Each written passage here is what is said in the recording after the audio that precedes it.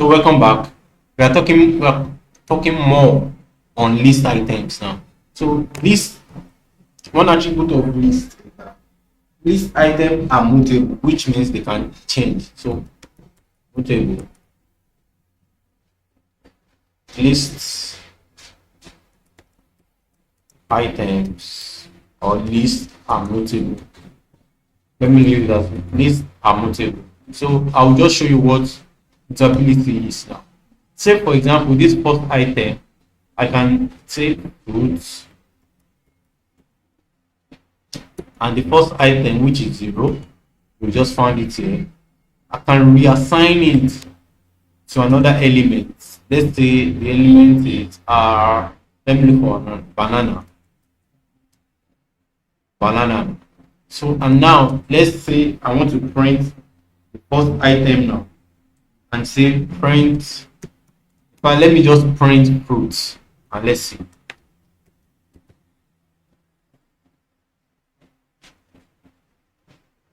So we can see now that fruit has changed from being apple, has changed to banana. So this is what is called mutability. And the ability to change form. I can change either of the items, even the number. Let's try and change the number. Let's say fruits.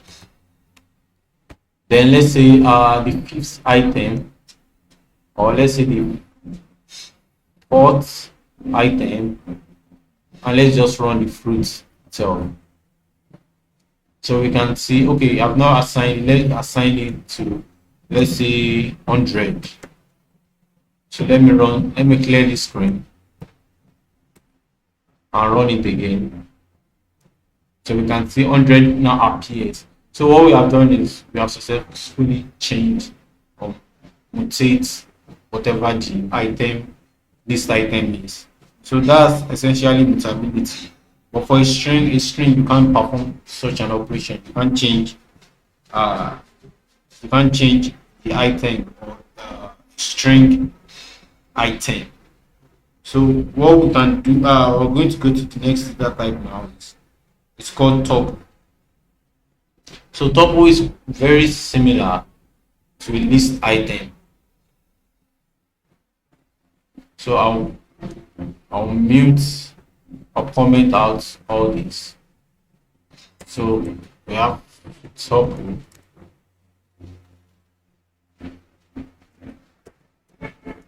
So tuple is an ordered sequence of items, same as lists. And the only difference is that tuple are immutable. You can't change tuple. Once created, cannot be modified. So unlike lists that we can modify and change around, the tuple you can modify. So let's give an example of the tuple. And the tuple has its bracket, which is a square bracket. Normal parenthesis brackets rather, not a square. A list is a square bracket, but tuples are normal parenthesis bracket. So I'll just have same thing, apple, then have orange, then have I think cherry, and also have something like two, because we said it's similar, only that it's not mutable, can be modified. So let's say print type x, which is our variable name, and so I want to clear this screen. So we can see a tuple. So let's try and change it and let's try and see if it's actually immutable. So I'll just say our variable name, first item, using our slicing operator, which is apple. I want to change it to let's say banana, and let's print our variable itself. So I'll clear the screen now. So what I did here is perform the modification, and let's try and print it, and let's see if tuple can be modified. So we have our error now. Tuple update does not support item assignment. So we can see that tuple tuple are immutable. That is, they can't be modified.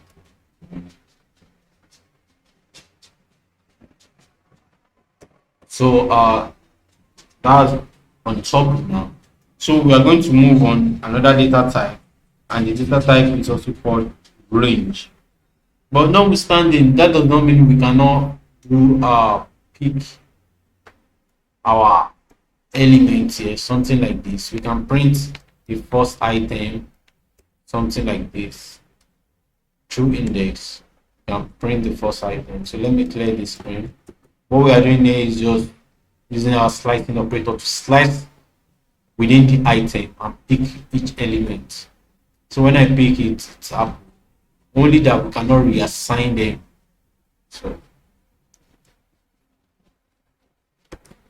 So the next data type I want to talk about is range. So range, I can just do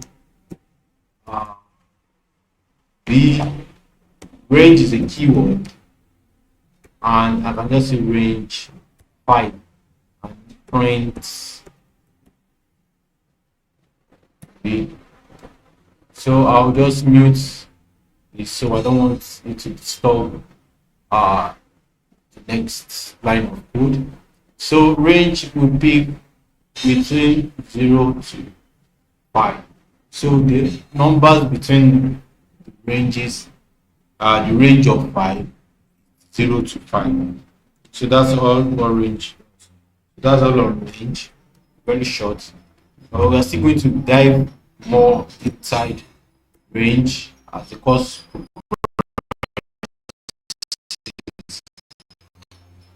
So another thing I want to mention briefly, dictionary.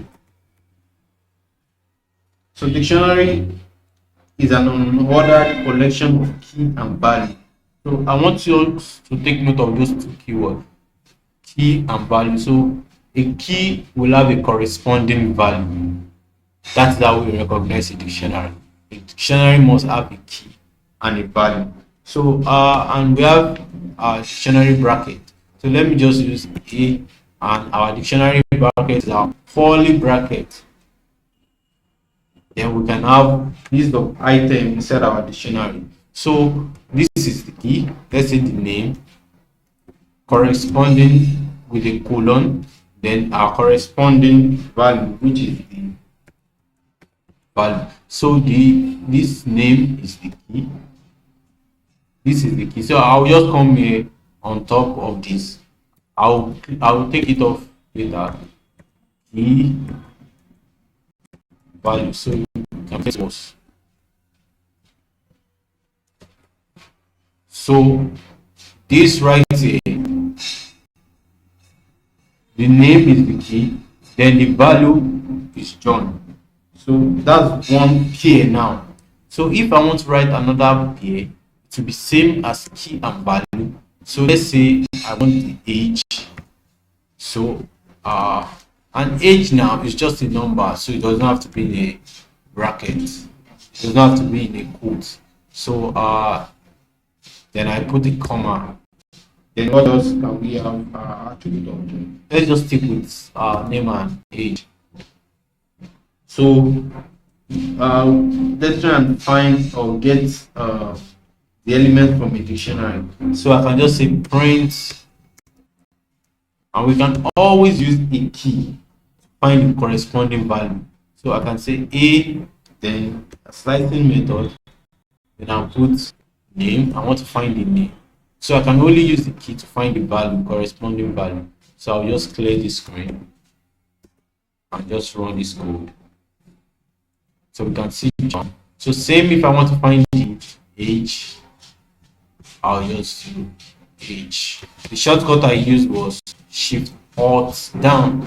If you want to repeat a line, you just press Shift Alt down. As long as you're pressing it, it's going to repeat that line.